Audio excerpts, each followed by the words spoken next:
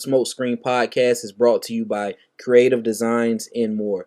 It's Creative Designs, the letter N, More. Check out Wanda at Creative Designs and More on Facebook, or you can also check her out on TikTok at C Wanda B. That's SEE Wanda B. The letter B, man. I'm gonna tell you, y'all see my lighters I have, man. She does a great job. Any kind of party favor you need, coming to your party to design it, just let Wanda handle it, and I bet you she'll make it right for you. I promise you, man. Knock on wood, man. I promise you, dog. I would not lie to you. You ain't never lied to you on Smoke Screen, man. Make sure you checking out Creative Designs and More, man. Wanda will set you straight. I promise you, we'll get you right, man. Make sure you checking her out. And that's for our sponsors for today's episode. Would you believe it or not? If I told you I'm gonna make it to the top. The struggle's real, man, we all been through a lot. I'm on my grind now, that won't never stop. Would you believe it or not? If I told you we gon' make it to the top. The struggle's real, man, we all been through a lot. I'm on my grind, haters praying that I flop. Nah, would you believe it or not? If I told you I'm gon' make it to the top. The struggle's real, man, we all been through a lot. I'm on my grind now, that won't never stop. Nah, would you believe it or not? So welcome back, man. Welcome back. Like I said in the intro, man, like y'all can see from the title of the episode, if you're watching on YouTube, man, I appreciate you. I got TaReef KnockOut, man. TaReef, man, I already did an introduction. I like to let my guests give a little introduction from themselves. If you want to go ahead and give an introduction, your introduction for yourself. Yes, sir. Yo, it's your boy TaReef KnockOut, representing Tallahassee worldwide. We out here. Smoke Screen Podcast. What up? Yeah, What's good, bro? yeah, appreciate it, man. What you been up to today, dog? How your day was? Bro, life is crazy right now, but it's a beautiful struggle, man. But it's all good.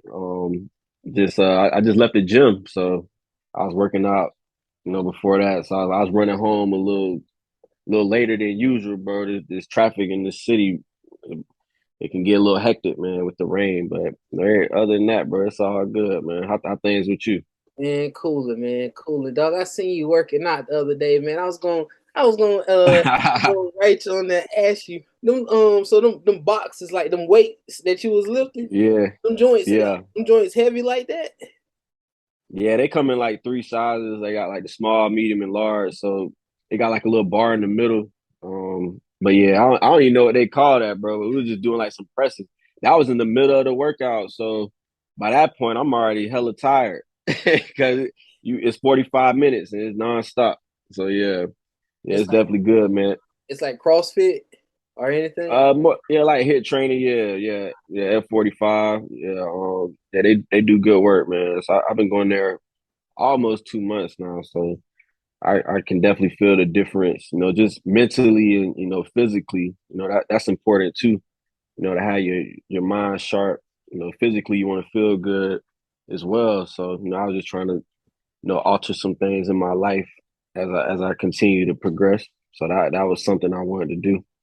Yeah, bro. I've been, Kevin Gates, and there's a lot of rappers that's getting into the healthy side and really putting out and getting away where it was a lot of drugs and stuff. They really pushing it away and getting to the healthy side of how important is that for your game on the stage?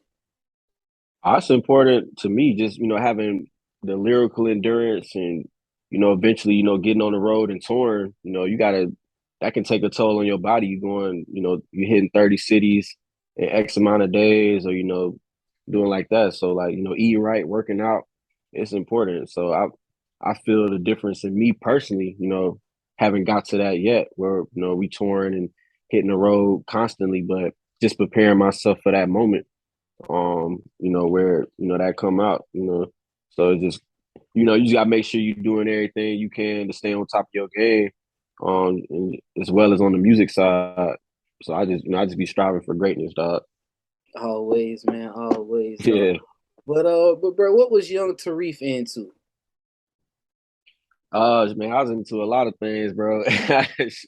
Mainly sports, cartoons, drawing. I picked up drawing early on, so I always had like that artistic side of me. I could sit in front of a TV and draw certain cartoons and things, that my mom and dad, like, they tell me back then I was just like drawing at that age.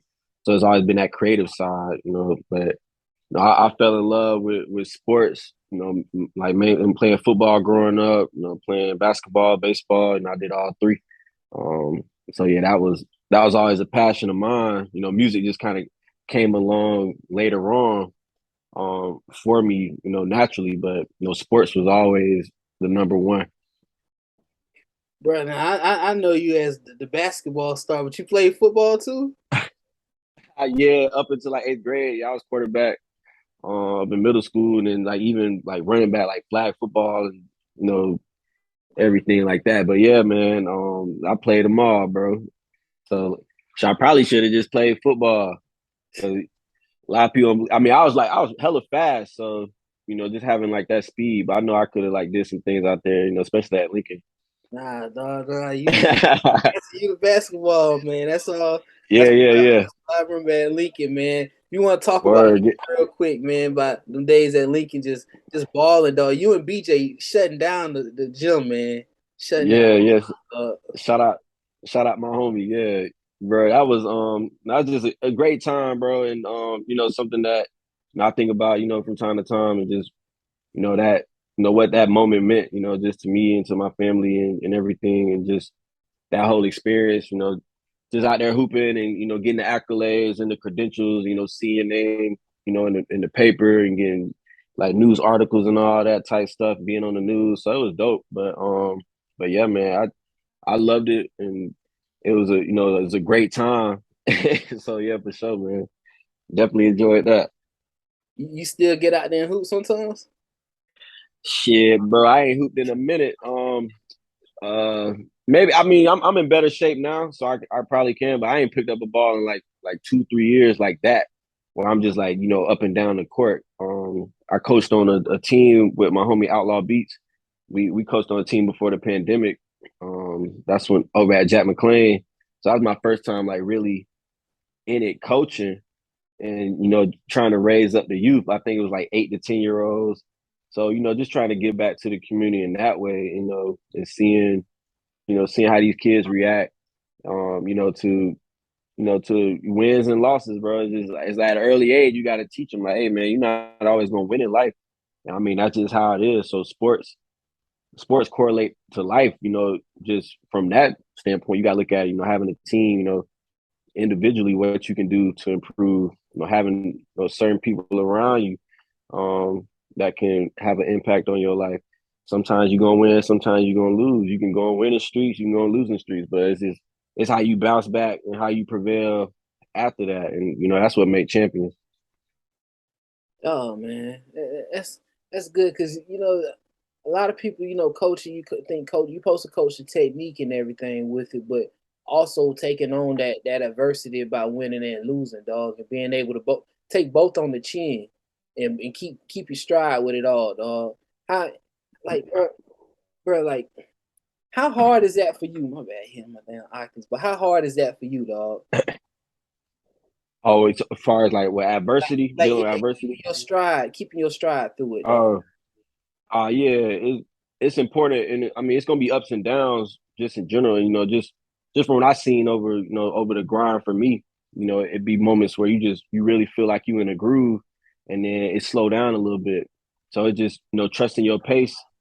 On the grind. On your race, man. It's just you got to just stay steady, and sometimes it ain't gonna always be like fast pace where it's like all right things booming. It's just like all right, we got bounce back, caught this L, So a lot of people see it like that, like, oh, like this nigga out here like really winning. And but behind the scenes, it's a lot of L's that take place with that too. And you just gotta take them on the chin and just be like, all right, that's cool, but keep your head up and then bounce back. It's just part of life. And I'm seeing that, unfold just right now. So it's like you got to really just figure some things out. It just build character. It's just part of the story.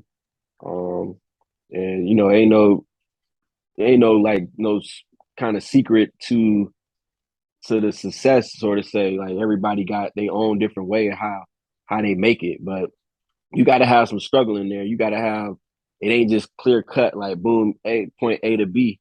Like nah, it's a lot. It's a lot to get to B. But it is what you want to do, what you put into it. So I just feel you got to just pace yourself along that journey. Yeah, bro. But when did Jared meet TaReef? When did you become TaReef, dog, and start your rap career? Um, I would say like around like 2009. Like I was at TCC and everything, and just trying to figure life out. And I mean, I've always loved like hip hop. I love music, and just where I was at. I was at a crossroad. Working at finish line and everything. I ended up working at McDonald's. While was trying to get back on that finish line, so I met my homie Merkel Mike there. And at that time, it was like, yeah, you meet certain people and you feel like, like damn, it's like a deja vu type moment. So when I met the homie, we chopped it up and like just had that instant connection, just with hip hop and rap and everything. So we would just be rapping on the shift, like making sandwiches, all that, bro. Just rapping. He's like, bro, you gotta come to my studio. So I was like, all right, cool. So like, went to the crib, and so yeah, that's when I just really started like recording, like just knocking out tracks. And Merk was like, he's like, bro, he said, you killing these tracks, you knocking them out. He said, I'm gonna call you KO. I was like, word. I was like, that's dope. So it gave me that alter ego sort of says like, all right, I can be myself, but I can also I can step into this character and still be myself, and true to that. And so like with KO, it was just too generic. So I would look on Google. I looked on Google at the time. Just like this might be 20. It's like around the same time. I was like, nah, you look that up. It's gonna populate just too many KOs or whatever. It won't be something that stand out. So I needed something that was gonna stand out that people gonna remember and like, okay, that's different. Or what, let me see what he talking about. So then I added TaReef later as Arabic, being Muslim. So I mean rare and uncommon. So I felt that was my style to the rap game. What I'm bringing is something rare. It's uncommon to what people have seen or come before. So that's the legacy. That's the goal in mind. Anytime I step on the mic or when I perform, it's like, all right, I'm gonna try to leave it all out here so like they remember who TaReef KnockOut is. Yeah, bro. I watched a couple of your shows. I was at the FAMU when you was at homecoming, Oh and yeah, yeah, it was over there. Yeah. yeah. So you said rare, and you don't have a lot of props and stuff when you go out there. Some rappers I see come out with props and stuff. You just come out there and give the people the performance, though. How important is that to you? Just give that performance. Yeah, yeah, for sure. I mean, it's very important to me as it's the artistry that come with it. You got a lot of niggas that rap, and then you got artists. Like I don't consider myself a rapper. I consider myself a hip hop artist. Like it's the artistry, it's the craft. That's part of the craftsmanship. Um, you know, Anybody can go in the studio and record the song, but people gonna remember the performance. So I pride myself in that, like hours, like just getting it in, just from behind the scenes. So when people see the finished product when I'm performing, it's like damn, like bro done really took some leaps and bounds. So it's like every time I put out a new project or a new song, like that's the growth that you see. That's the that's the grind within itself. So I've seen my live shows improve over the years just by putting in the time, and that's really what how I separate myself. So I definitely take pride in that. It's very important to me performing live and leaving my mark on people that way. Because if you put on a dope performance, then a person leaving that show 9 times out of 10, they gonna go right back and play your music with that. And I experienced that myself just last week when I saw Kendrick live, and he's one of my favorites, and somebody I look to for inspiration as well, just just from the greatness that he presents, and seeing him live compared to hearing him, it's a totally different experience. It's like wow, like this is wild. I mean, and that's the bar, that's the standard. He's he set that he set that bar for himself. So it's like, all right, you see that. It's just like Kobe. when he was watching Jordan. You know, Jordan set that bar, set that standard, but that ain't stopped Kobe from saying he can't get that too. And I feel the same way with it. It's like, all right, that's the standard. Like, but I can get there. I gotta keep putting in the work. So at that concert, you was just like sitting there because I know like when I watch like podcasts, I sit there and kind of take notes and mental notes of how like they operate. You was sitting there kind of taking, you was vibing to the music, but also mentally taking notes. All right, that's how Oh he. yeah, yeah, most definitely. Like, I mean, you're just looking at it because he set the bar for himself at the end. Like any of them guys, you know, what I mean, like Cole, you know, Drake, um, you know, Kendrick, you know, anybody on that level that's achieved that much success and greatness within the craft, you looking at it. So I'm taking the mental notes, I'm enjoying it. But a lot of times I wasn't even recording. I was just enjoying the moment because I'm just really appreciating the art for what it is. Like he's a true artist. So it was beautiful to me to see that.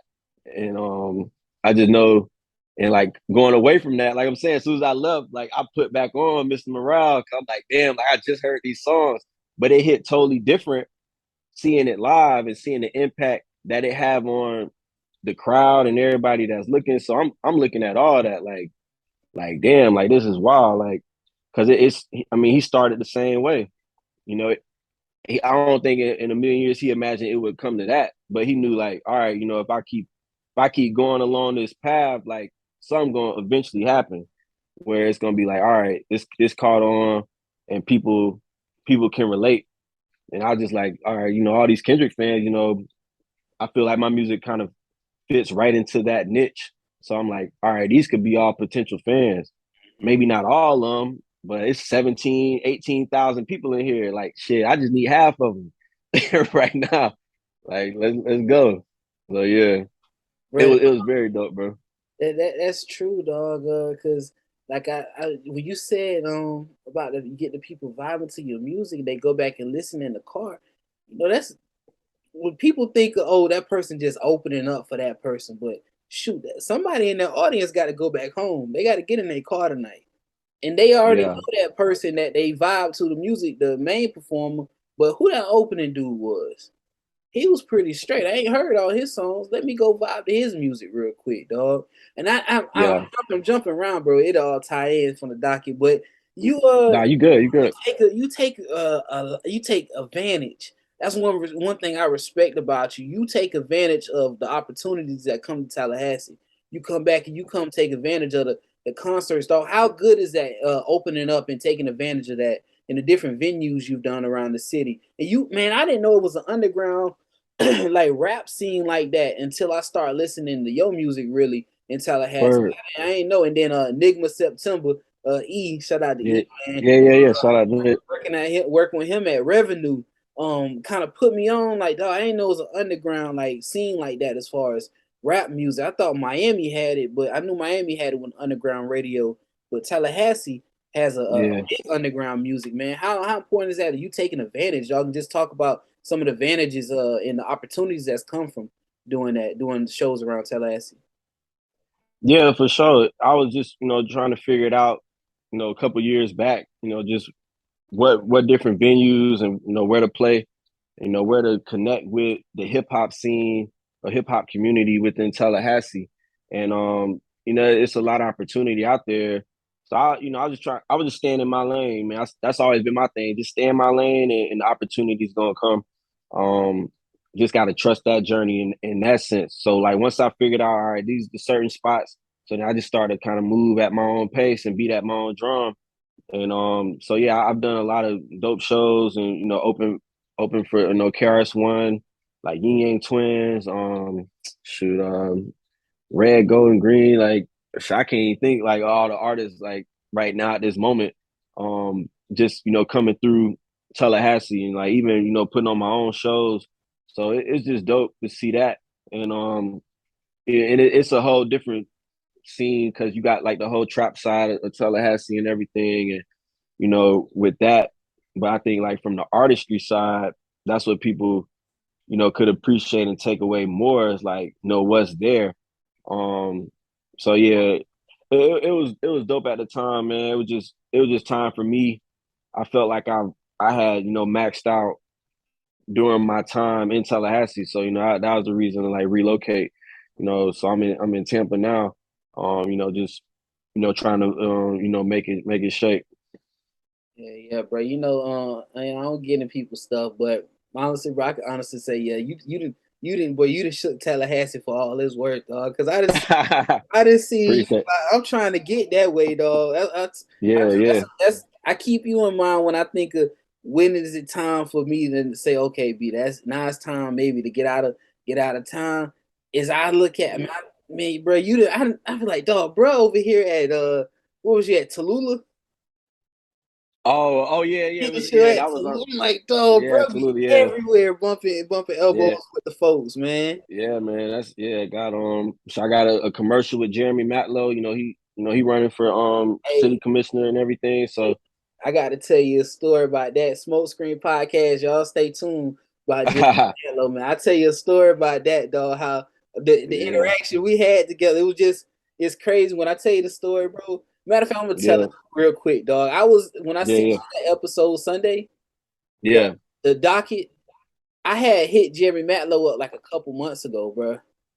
And I had because I know he'd be busy. He didn't get to it, right? yeah. I sent you that episode. I'm sitting there talking to my wife. She like, we got somebody at the door.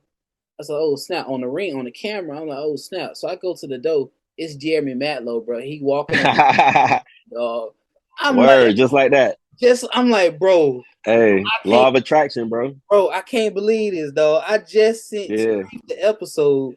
I know I seen the commercials with you in them. I just seen I just sent you the episode, and here he go knocking at my door. So he'll be on the Yeah. episode in the next week or two. He'll Oh, be, dope. Yeah, yeah. Shout out Matlow, man. He a real good dude, and I've done a couple of things with him campaign wise. You know, shout out to Ryan Ray as well. His campaign manager, really dope guy as well. So but yeah, bro, it's just taking advantage of them opportunities like that, and you know, I'm grateful, you know, for those experiences, and you know, even like back in 2017 when I had the article in the Democrat. And I might not have felt I was like necessarily ready for, you know, what they was projecting me to be, like, you know, the next Grammy Award winner from Tallahassee, like T-Pain. So I like, man, those some big shoes to fill, but it was just preparing me for the moment. So, you know, like I can look back and appreciate that down the road. Like, all right, yeah, like it was just building me up to what I see myself now. It's like the cub looking at the lion in the mirror. So, you know, he see himself as a lion in the mirror, but you know, he's still a cub. So you gotta build into that. And it can happen. It's just part of the grind. yeah, bro. Like tell that we got that. We always trying to find them shoes to fill from T Pain, man. We always Yeah, trying to find them shoes to fill, dog. And that's kind of big being compared up to him. Compared up yeah, to him. man. What were your early influences as far as music? I would say, you know, definitely like Jay-Z, you know, Eminem, you know, definitely Kanye. Uh and then like as you know, as I like start to dive more into it, you know, Pac, Big, you know, of course, you know, I started listening to like more Lupe. Then you know, Cole came along, but my first like rap influence, what really got me like rapping, was like when I heard Wiz Khalifa, Flight School, and then I heard Drake. You know, my brother Jaron, like he had hit me up, like, bro, you need to listen to this Drake. Like so far so gone. I was like, all right, I kept pushing it off. I had finally heard. I was like, oh, yo, like, oh, this shit is crazy. And so that was like that Stunt Hard with him and Wayne. So I just remember kind of like listening to that, and that like really inspired me at the point, like then, like just with life and everything. I was like, damn, bro, like, you know, I always like was into poetry and everything. So I was like, yo, I need to just start writing like my thoughts and sharing my story, because it ain't nothing different than what these niggas doing. And so it was just like, all right, with that. So then, you know, then Nip came along. So like that really just changed like my whole outlook on just life in general, bro. Not just the music. And so yeah, bro. It's just, and I take And I take it from all like different music genres. Like it ain't just hip hop for me. Like I listen to pop, alternative country music, just from like the storytelling, and I think that's important to me because it blends in the artistry for myself. Just hearing different things and just taking blending in from a lot of my favorites, and then just making it to my own sound, and that take time too. Just finding your own sound and your trust within that. Because I mean, you're gonna sound like your influences when you first start. I can go back and cringe at some of the stuff I put out on like early Dat Piff days, and like it would be cringy to me hearing it now. But like, all right, but you can hear the talent, you hear the bars up in there, but it's like, all right, it's time to find my own sound and everything. So that takes time too. And it's just mastering the craft, putting the hours in. My cat up here. She trying to make a little appearance. Hey man, Lord, you what? follow Aaron on Twitter. Who that? You follow the dude. I think his name like Aaron Caraba or something like that. Oh, yeah, for sure. Yeah, he I see. was. I see he had a tweet talk because some dude said you got cats. You can't talk football with me. Nah, man, I can talk football, man. My cat's cool. This Yeah, Nori right here. Kobe over here sleep. cats Yeah. cool, man. Cats keep you peaceful. Yeah, bro. They Man. they real low maintenance. They just be chilling for the most part. And I like dogs. I like pets and general, like animals, bro. I love animals, but it's just like, dogs, you got that just take a lot of time out of my day personally. I gotta go out, walk and do all this. But like the cats, they just be chilling. Like, Kobe right here too. You just watching, got this game on, just chilling. they, they It's like cats know you got stuff to do. Dogs, yeah. they the main thing They on your time on your docket for the day. Yeah, bro. And they could care less about you at a lot of times. They be in their own little world chilling. Yeah, you busy. I'm busy, bro. Yeah, Go do. that's how it is. Yeah, just bring back the Facts. food. That's all we need. Facts. Keep the little box clean, keep them fed, little snacks in there, little toys. They good. They be chilling. Yeah. Hey, you ever give your cat catnip? Hell yeah. They go crazy over it. Bro, they start spinning around, flipping, doing all kind of junk, bro. You got cats? Nah, my grandma got a cat at the Oh, house, and so oh yeah. when I go down to Gainesville, I always like the I get a bag of cat food, just take it to my grandma's house, just to make sure it's there. She got it stocked up. Then I always forget to get catnip because I want to see what her name Rosie. I want to see what Rosie do off some catnip. It's like weed for them. I was about to say I don't know if They she just go like that crazy. drug. Yeah, They go crazy over she a country cat. I don't know if she done had that drug. Man. I don't want out there strung out on catnip, man. it. Nah, they be chilling. They just give them like a little natural high or whatever. Yeah, dog. But you said it's Yeah. easy to you said it's you like to write down your notes and stuff, and your thoughts. Is it easy to write it? I know it may be easy to write it, but is it hard to read it back out, and read it to you in your raps? Because those are things that you went through or you're going through at the time. And sometimes does that kind of hold you back from releasing music, or you just say, "Nah, bump it, dog. This is what I'm feeling right now. Let me put this out, put this down, and put it out." Yeah, it just depends. Like some things I feel like be right there in the moment. I know when like even so like I wrote Small Town. Small Town is a new song, but that was from a story from like 5 years before that. That Uh, was like 26. That was like 2016, 2017. So it to me, it's like the inspiration. You never know where it's gonna come from or where you're gonna share a certain story, a part of the experience. I think it just all depends. Like what's up there, how you feeling at the moment. Some songs I wrote like right there with those the exact thoughts, like time, living present, like bomb, this how I feel, this the song, this exactly how I feel. And there's other songs where those memories and certain things, you hear something and it takes me back to a moment um along the journey. So it it's always different. It differentiates for me, I feel, because you just never know where that inspiration is gonna draw from.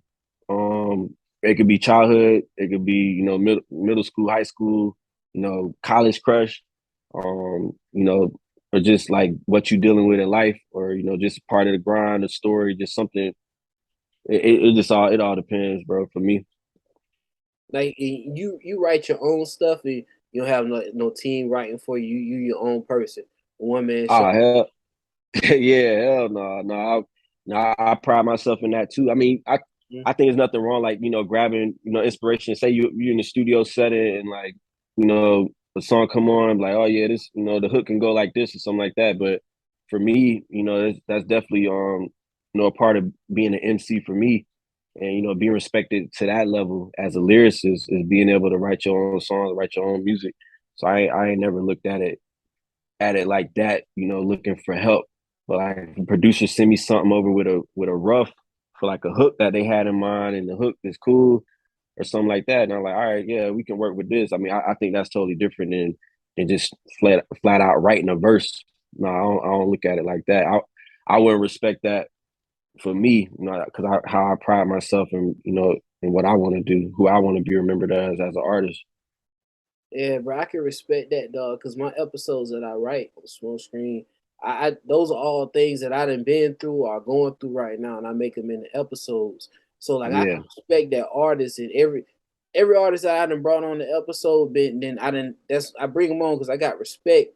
Because I can see that them walking. It's a lot of people can talk it, bro, but when you walking it too, yeah. and then I can't do nothing. You can't do nothing but get respect off that, bro. And I can see from your tweets, dog. Like I'm gonna tell you, bro. Just keep with them tweets, dog. Just keep them going. I really love them tweets every day, bro. Every day Thank you, bro. on Yeah, the I appreciate it, bro. no problem, dog. All the time, man. On the inspirational Yeah, stuff, dog. And you yeah, talked about Nip, man. You got the all money in flag up there, dog. Like how yeah. important is Nip, dog? Like into the rap game. Still, I was just thinking, bro. Still today, dog. Like he prominent today, just as he was 4 years ago. Oh Uh, yeah, yeah. If not more, and it just like the impact he had on me, just as an artist, as a person, as a man. Just the life lessons he taught. The grind. I was going through a really tough time in like 2012, and that's when I first heard the marathon. And I was out in Fort Worth with my brother, and like just trying to figure life out. Where I was going.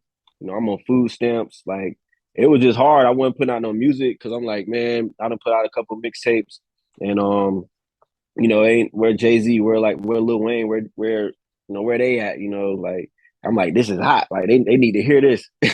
So it was tough for me because at that point I came to realization of just how many people have, aspirations to make it in music, and how many guys you got that's really out here like that want to be rappers or who rapping. And I just looking at the numbers like, damn, like they astronomical numbers. It's millions of people out here that want to rap. And so that was tough for me. And then when I heard the marathon, I mean, like people say something changed their life, but it literally like changed my life just with my viewpoint. And I was like, when I get back to this, I ain't gonna stop. I'm just gonna keep going.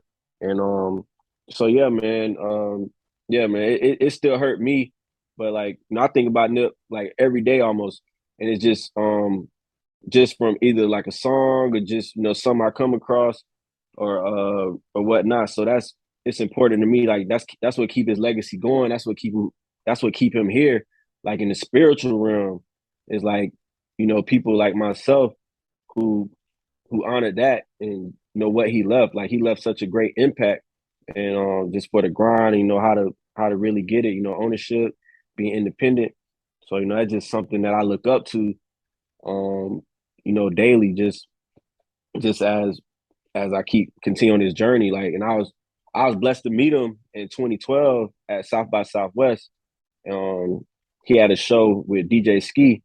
So it was like at this small venue, and that's before Nip like really was popping. Like he was transcending. So like, it was a small venue, bro. It might have been like maybe 40 people up in there.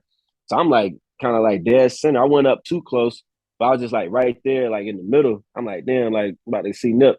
like right here, but like he was having mic issues, and so he kind of cut his show short that night. But I got to dap him up afterwards. I kind of regret that now, like that I ain't get no pick with him. I saw like two other dudes that was like grabbing a pick, but like I chopped it up with him for a second, gave him my CD. I had Fight Night Volume 1 out at that time, so I gave it to him, and he slid his pocket. Like, I'm gonna check this out when I get back to the hotel. I was like, word. So then, so yeah, man, that at that moment, and like you could just like tell like something was different about bro. Like even then, before like Crenshaw, before Mailbox Money, before Victory Lap and all that, like you could feel like, oh, this about to be something big. And I knew right then, just when I heard like Bigger Than Life, I mean, I was like, I used to play that shit like all the time. Like I played the marathon so much. So even just going back now, like, so we could talk a whole podcast about like the influence that like Nip had on me.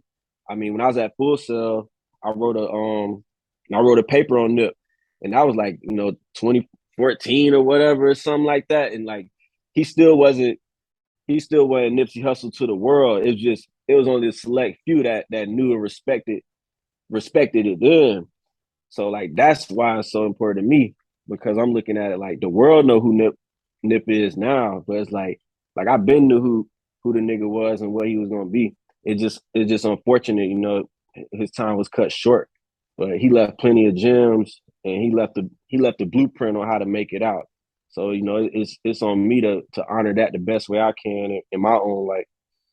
Well, they can really make some money just putting all his lyrics into chapters in a book and selling it, just selling it, dog. Because really, it is the blueprint, bro. You can go to any album and sit there and think, all right, how can? But it comes to the person's mind that listening to it, can they apply it to themselves and flip it to their situation, to Facts. how to get up out of it, dog. But my thing Yeah. I love about Nip, dog, I done talked about it with a couple people on the podcast. But one thing that I love about him is that $100 CD idea Yeah. and the betting on himself, bro. That's just what I remember about him the most, bro. Is that $100 CD? Yeah. And Jay-Z, like, hold on, that's a smart idea. He betting on himself like that. Yeah, that's you got a thought. Nip was looking at it like, I got 1,000 real fans that's gonna rock with this, then I'm good. And he made it on that. So he got that idea from a book called Contagious with the Philly cheesesteak, and so he was looking at, they got this $100 cheesesteak, so everybody was coming up there. They calling the dude crazy for trying to eat, put that much money on a cheesesteak. But then Oprah went up there, and all these celebrities started hitting it. So once that happened, then it was over with. It's like, all right, this got to really be good. It's gonna catch on. So when he dropped Crenshaw, I played "You See Us." I played that shit on repeat. Like it was funny because I didn't even know at the time that like when Nip did his release party for Crenshaw, he was doing the same thing. So it's like I had no idea like we was playing the same song just over and over because that was his favorite track. That's probably like my favorite one on Crenshaw. Definitely like one of my favorite Nip tracks. So that's funny as stuff. But yeah, bro, you gotta bet on yourself, and he's left plenty of gems just for anybody day to day. Like that's what it was for me because I'm not game banging. I'm not out here selling drugs. I'm working a day job. I'm grinding on the weekend. Like he made music for that person too, for the Mm-hmm. one that's trying to build a business up, the one who got they podcast, the self employed, the one that's struggling, trying to figure out what's gonna be the next step in their life. Like that's who he's making the music for, and I feel like my music relate to that too because I'm sharing the story of the common person. It's not coming from drugs and violence. It's not coming from trapping. It's just it's just being me, being my authentic self, and sharing my story that way. So he definitely had an influence on that, and he still do to this day for sure. Yeah, bro. I was talking to my homie T, Thomas. Man. I was talking to Thomas. Yeah, Shout yeah, yeah. Shout out T Hart. Yeah, shout out to Snapback T, man. Y'all shot with his Amway stuff, man, and holding hands, his wife stove. But bro, I was talking. Yeah, We was talking about like we noticed how like he was talking about. I haven't listened to Wiz's new album yet, but he was talking Yeah. about how rap like it's a little different than how he used to do it, how he used to rap. Yeah. And I was talking like Post Malone, how his music's kind of changed, but it's going back to what he originally kind of did, the type of music he originally did. But like Yeah. how important is that to you to keep the same way, dog. This is my style. I ain't gonna flip over to no other stuff. I'm just gonna keep it how Yeah. I'm doing, dog. Cause man, you keep it original, bro. Like you shout out places that you was born, you lived at Old McCourt, dog. I was like, hold on, dog. I didn't see this name somewhere. Old McCourt. I Googled it. I was like, oh, it's the road, dog. That's where I Yeah. see it around the town. But you stay true to Yeah. yourself, bro. How important is that to you, dog? It's very important, bro, and thank you. Thank you for that. Like that's what it is, because it's me sharing my story, and and that's how people can relate, because it's like, all right, this is story. I'm not portraying it to be something other than what it is, because eventually all that's gonna get exposed. And Mm-hmm. you like, because I see it, I see it all the time. Just somebody trying to portray a lifestyle or talk about stuff that they ain't really go through, and it's just like eventually that's gonna run and play out. So it's important to me to just share my story from Tallahassee, and things that I've been through and just life that I experienced, and drawing inspiration from that. And Wiz had, like, people say like they miss the old Kanye. Like, I miss like the old Wiz in a sense, because of what Flight School, no cushion orange juice, burn out the rolling, star power, like those, that was the Wiz. How fly, like that's the Wiz right there, with like just the straight bars and like and lyrics, and just the impact he had on me at that time was bigger than Nips is now, because that's what got it going. I was looking up the Wiz like that, like, yo, like, so when I went and saw him, he came to Potbellies a few times on tour, and like that was like the Big Sean era too, with Finally Famous. So like I still listen to that that era of music. I still Oh, bro, we talk about the like every time every like 5 years we talk about where music is right now. But dog, yeah, I just thinking about the lyricism that was then and that time, bro. I forgot. I be forgetting about Big Sean sometimes, bro. Just bro, that bro. yeah, yeah, Big Sean, like Big Sean mixtape, Finally Famous, um, like Finally Famous 3, like all like those mixtapes was crazy, because Big Sean was like really on there, like rapping his ass off, and like that's where the inspiration like still come from. I can go back on that because it put me back in what originally got me going. So it's like, all right. So I look at it like now, like I'm closing the gap, even though it may feel like it was so long ago, but it's like I had to get to this moment. I had to see that to get to this moment. I couldn't rush it and speed it up any other way. Like you got to just go through this life thing, and that's what I think. That's what a lot of artists too. They get it confused. They get conflicted with that, because they trying to expedite the process and speed it up, but you can't speed up life in that sense, bro. Like it ain't no telling when what's gonna pop and how, but you gotta just keep going through life to experience, everything that you're doing to get to what you get where you're trying to go. Damn, bro, you can't rush concrete, dog. You can't rush Nah, concrete. They make all this quick concrete. You still got to sit there and wait a little bit for it all to get solid, dog. yeah, Shit, big facts. your foundation straight with it, man. But if you Big want to talk facts. about some of your projects, dog, in Orleans, man, what was the thought process with your artwork, man, and the thought process on that Orleans? Like, what made you say, okay, I need to have this particular shot right here, dog. Olean should really make that the cover of their like menu, because it's like the perfect Word. shot, perfect lighting. How like Yeah. thought process in your photos and your artwork and your thought process in the studios. What's that studio vibe like? Yeah, so with extra breakfast, bro, I went to Olean's like before we shot that cover. Shout out to Sarah Cheatham, my photographer, up in Tally.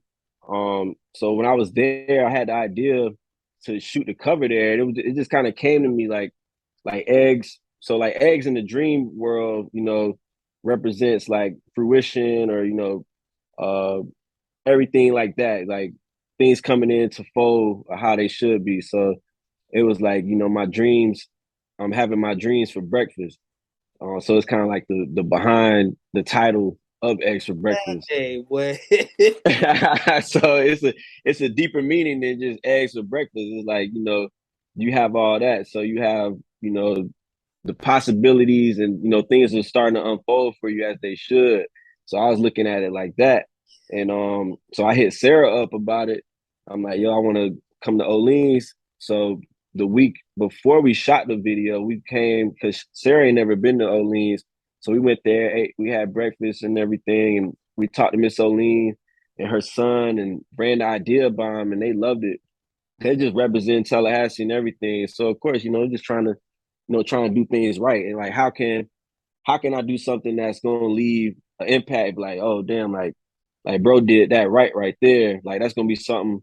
I wanted it to be something that I look back on in a couple years and be like, I remember when like that was the turning point for real, for real. And I was just so excited for when that project dropped.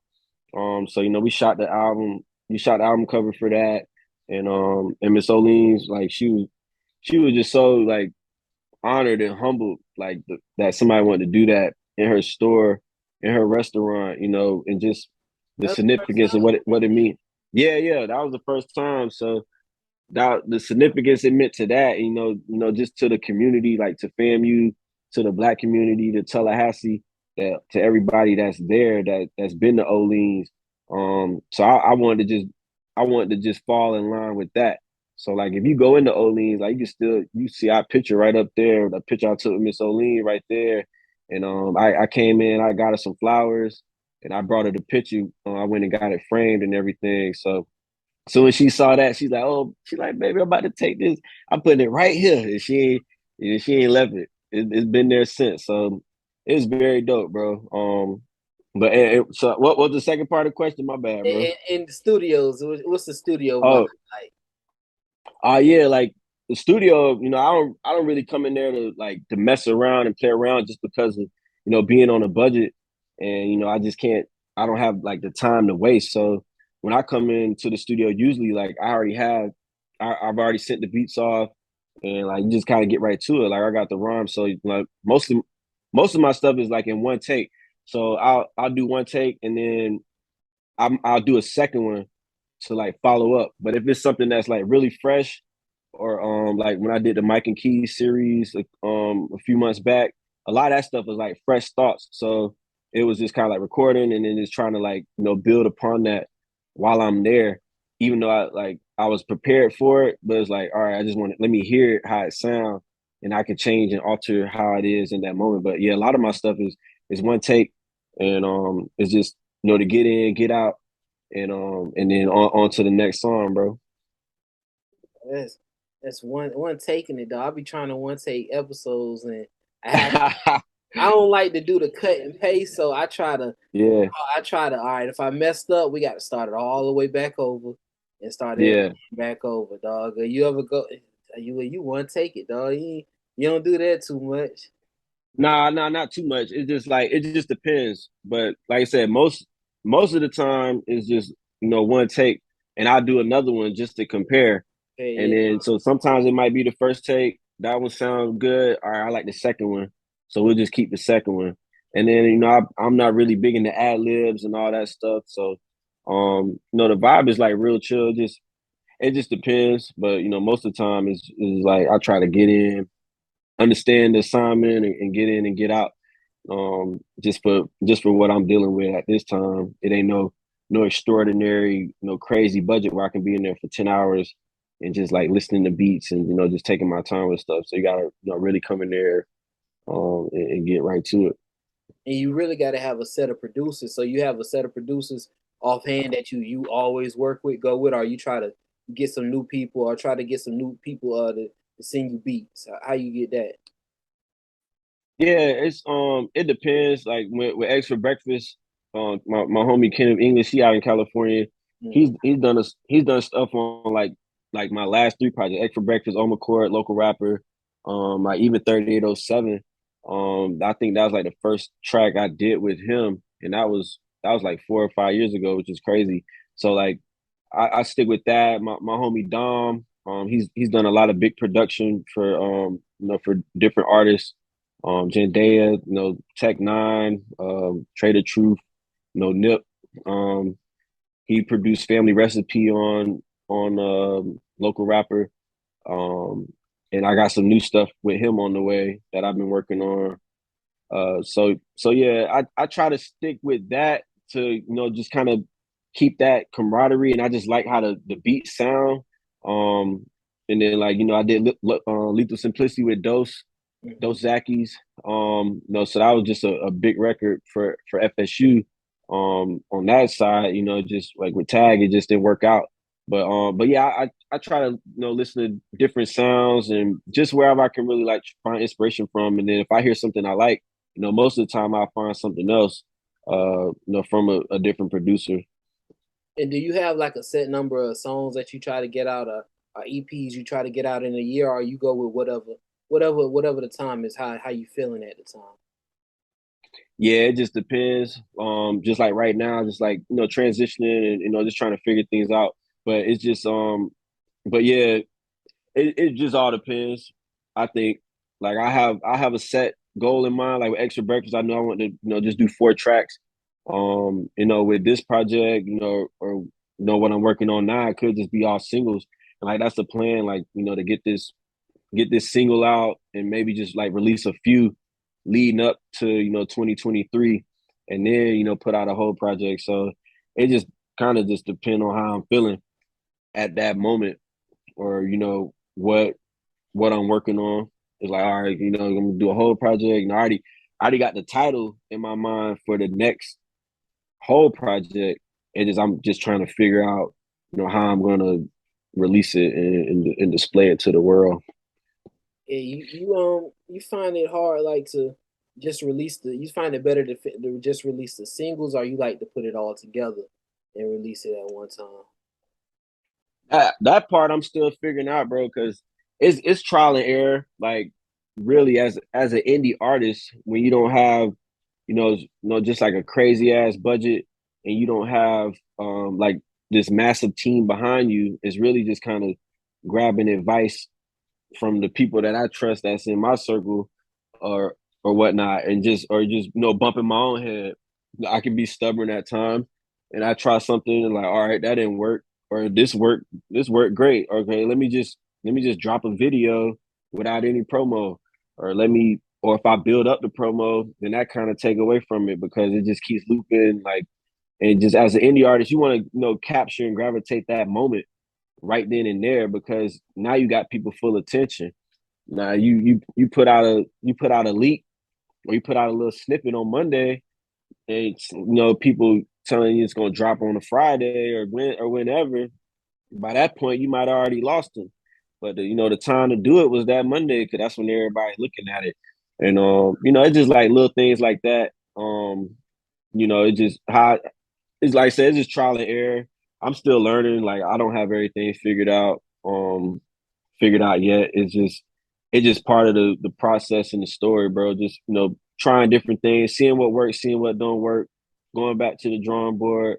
Just like in sports or something, like, all right, that play worked right there. So we're gonna highlight that one. I ain't gonna run it again this quarter, but you might see it. You might see it in the fourth quarter when we really need it. It's third and 3, and I need a first down. So I'm gonna run this play right here I like, because I know it worked back in the first. yeah. I'm third and 7 right now. What's that play Yeah, bro. we got in the bag on third and oh, we got that one right now. Yeah, you need that. You need that play action. You need that rollout.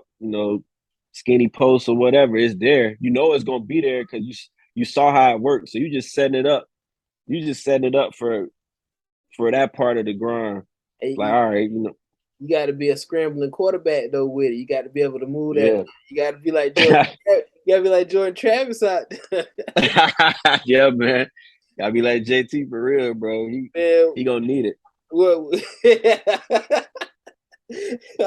Those of y'all listening, man, he took a sip after he said he gonna need it. Man, what the season Yeah. gonna look like, man? Wrapping it up, what y'all season gonna look like, Florida State? Oh man, I really don't know. I mean, I'm excited to see. I just been kind of sitting back, just letting people, get their takes off and everything. The game's got to be played. Hopefully it's a great season, bro. I just think the schedule is harder than what people think. Right out the gate. We should beat Dequanese, but LSU like 5, 6 days afterwards. That's really what's gonna tell. So I don't know, man. I think the ceiling is like 7-5, maybe 8 games, with a bowl, and then the floor could be anywhere from like 5-7 to 4-8, which I mean won't be good for Norvell being in his third year. Um, but I think he got a better O line. The defense gonna be better, a lot better than they were last year. Just a lot of returning players, and you can see the fight. You can see the fight in the team in FSU. You can see it versus what you haven't seen like prior to that. Like when Tag was there, Jimbo last couple years, there's a lot of times when the team just quit. They just didn't really have that fight. I never saw that. I never saw that team quit last year with Norvell. So that spoke volumes to me, even when we was 0-4 and didn't win a game yet. And and fought back to almost, make it bowl eligible. We lost to Florida. But yeah, so I think that having that mindset, getting rid of some of the bad apples over there, that's helped. So yeah, man, I really hope we do well. Obviously for my selfish cheering purposes, because it's been a while, but we'll see, man.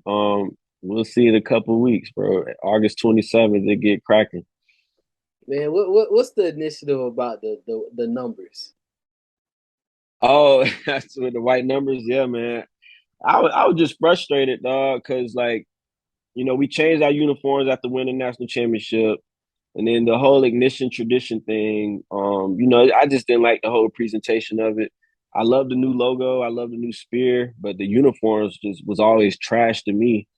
And I think it reflects on how the program is doing overall. Because I mean, like Dion said, bro, you look good, feel good, you play good, and we just don't look good right now with the shoulder caps. And so we had the gold numbers from 2014 all the way up to 2019, and so I had started to pack the garnet pants hashtag on Twitter. Yeah. And with Jimbo, he went switching up the uniforms. And I would go on his call-in shows. I would be on his call-in show, so I would call in and ask Jimbo directly about the uniform. I put him on the spot. I'm like, bro, you gonna talk to me tonight, bro. I was calling in like they like, no, TaReef, we can't have you on tonight. I'm like, man, why y'all ducking me on the uniforms? So when Jimbo left, Odell packed the garnet pants at Southern Miss. So that kind of started the whole thing. I was like, all right, I didn't check that goal off. Just like in life, bro, you check one goal off. It's like, all right, now it's trying to go to another goal. I can do something bigger and better. So my thing at that point was like, all right, let's fix the uniforms, at least the numbers, because the gold number we looking like Boston College and they just trash. And that started a whole wave. And then I talked to Tag a few times on like when I'd be over there at camp, and he let me know like, yeah, they working on it, gonna make it happen. And then boom, like it happened. And then that goated the situation right there. It's like, all right. So it's real dope to see, bro. Like to know that I had that impact on my favorite team, and that my voice and my platform could even reach that to have a whole university go back and change their uniform, and they still not done. So like once it fully happened, I feel like Thanos, sitting watching the sunset. Like I done accomplished it, man. Bro, what if Mike Norvell call you one day, ask you for some plays? 5 plays that you want to run against a team, dog. That would be Yeah, that'd be dope, man. Norvell a cool dude, bro. I'd have met him a couple times, and like the pandemic kind of like messed everything up because I would always be over there like just chilling, and like when Tiger was there, like it was really cool. So I met Norvell a few times, and so he would say what up and everything. So it's dope to see like to be acknowledged like that, by the football coach. just on that personal level. Just I want to see him be successful, just for the program and for his sake. I know it mean a lot to him. Taking that job. He want to be the guy to bring us back to prominence. But yeah, man, I got a few plays for him, bro. Because shoot, NCAA football about to come back. I'm gonna have to get that PS5 so I can be up in there. Cause I've been waiting on that day for college football to come back. Well, now you talk about that, boy. I gotta try. I gotta start looking for one now, dog. Cause when Yeah, yeah. when it get closer and closer to that bit coming out, you ain't gonna be able Oh, to get one. bro, they hard as hell to find. I got a PS4 right now because I play video games a little bit like MLB The Show, like FIFA. Um, I got 2K. I don't really like play 2K like that, but I really like MLB The Show just because just the graphics and the whole presentation. But yeah, bro, it's the PS5 is gonna be hard to find. But we got about another year. We a year out, so you gotta start stacking and putting that bread to the side to get one because that was the only reason I was gonna get a PS5. I'm like, I ain't getting one until they bring back college football, and like I gotta have that game. Yeah, I was playing. I got 2014, the last one. Oh Well, yeah, I was playing. I got 360, so I was playing it the other day. I play it that every bit like once in a two while. hundred dollars on it's $200 on eBay or something. It's crazy to I get seen. like I mean, I went to Games for Less. Shout out Games for Less. I yeah. went over there and Oh bought it yeah, yeah, for like 40. yeah, My wife got it for me for my birthday a couple years ago. yeah. Shout out Games for Less. Yeah, I sit down and play that bit all the time, man. Yeah. Gotta create that player different positions. I don't really I don't create no defensive position though. I don't know why. I hate playing Nah, defense on if nah, bro. go straight Yeah, off. it was QB, running back, or receiver, bro. That's it. I see Yeah, wide well, receiver be hard. That be too hard for me, dog. yeah, bro. I got a wide receiver at LSU right now. Oh yeah, he nice. Yeah, he decent, dog. I just can't. I just run straight go routes, bro. That's all. I make it. That's the hardest one, bro. You got to just be QB or running back. I Yeah, used to watch on YouTube, bro. I used to watch this one dude like channel. He would have this DB. Like that was fun to me, bro. Like in my like random times of like not doing anything, I would sit there and watch people play video games on YouTube. It was just like just something. It was something cool to me to just just sit there and watch, like see people build their character up. So I'm doing the same thing on MLB The Show right now. I got my guy on here. He AAA right now. I'm trying to get him up to the Rays, so hopefully they call me up soon. dog. I was looking on TikTok the other day, man, and I seen a dude like they be actually on TikTok, like you said, like a real like this my real like a real college person. He Yeah, was talking it through the play like I was a 5-star recruit, but I had a bad game this game, and he was just uh, talking through his plays. I'm like, dang, I'm dog, that's telling. interesting, bro. It's really interesting, dog. Yeah, bro. I'll tell you, I was invested. This was like 2014 or so. But yeah, I was invested, bro. I was watching every episode. I was ready, like, oh, yo, like homie gotta drop that episode. It's the same thing.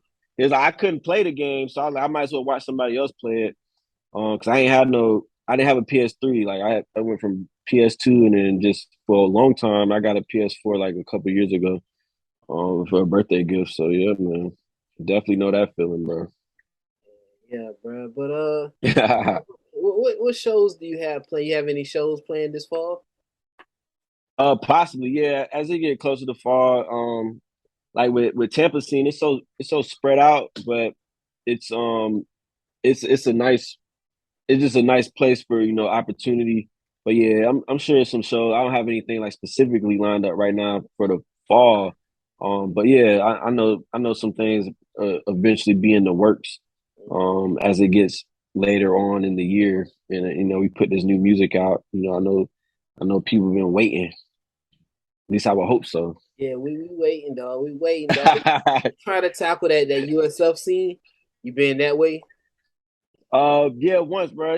It's so spread out here, bro. Like it take 30 minutes to get anywhere. So I had to get used to that because he like, Tallahassee like, all right, it's only 10 minutes.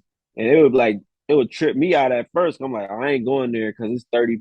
That's like 30 minutes away, 35 minutes away. Like you just ain't used to driving like that. Now I don't even think nothing about it. It's like, all right, I'm going to Amalie Arena or I gotta go downtown. It's like 35 minutes. It's like it is what it is. You put some music on, you put a podcast on, talk on the phone, whatever.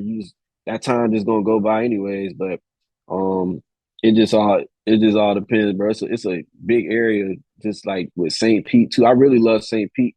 Just going across the bridge and seeing that. That's more artistic to me. I feel like more at home in St. Pete. Um, but it's a dope city, bro. Yeah, Both of them. I see they have they have an art district. They have is it in Temple? There's like an art district. Yeah, they got two. Yeah, you got Ybor downtown. Like Ybor did. I've been down there a few times. I went and saw Payne there in May when he was on tour, and it was sold out at the Ritz, and that was hell of inspiring. Like just seeing like somebody from the same city as me, drove on the same roads. My dad know his dad. When I met Payne in 2019 up in New York, just kind of planting that seed you know. So yeah, that was just really dope, bro. But yeah, it's so many like graffiti artists and all kind of different art and so much to do here. So I'm just eventually I'm gonna tap into it. Tap into it all. Just it just take a little minute. You adjust into a new area. Got you, bro. I got you. You can't rush concrete. You can't rush. Right, can't rush concrete. Can't rush. Word message of the day. Can't rush it. Well, bro, I really appreciate you coming on, TaReef, dog. I've been telling you I was gonna get you on for a while, dog. And I Yeah, got yeah. just like them jump shots, you got to hit your follow through with it, dog. You got to. Facts. So I appreciate. Gotta follow through, bro. I appreciate. Nothing but net, bro. Oh yeah, appreciate you having me on, bro. This been really dope, man. Big blessings to you. More life, to the podcast, man. Hey, appreciate it. Hey, bro, before you get off, dog, I wrote it down, dog. You talked about dreams real quick. You like to look up, like after you have a dream, you go look it up, Google it. Oh yeah, sometimes I will, like, long as it ain't like nothing like that's just like weirded out. I don't just want to know, but like eventually I will. Like with the eggs dream, like yeah, I did at that point. I did. 'Cause I saw eggs in my dreams, and it was just like I looked it up, and I was like, all right, cool. Like, and I felt in sync with that. Like it felt right with me. So that's where eggs for breakfast came from. So that's where you got turkey bacon, fruits of my labor. Jesus Passion named after the Olean's drink Yeah, on the Olean's punch.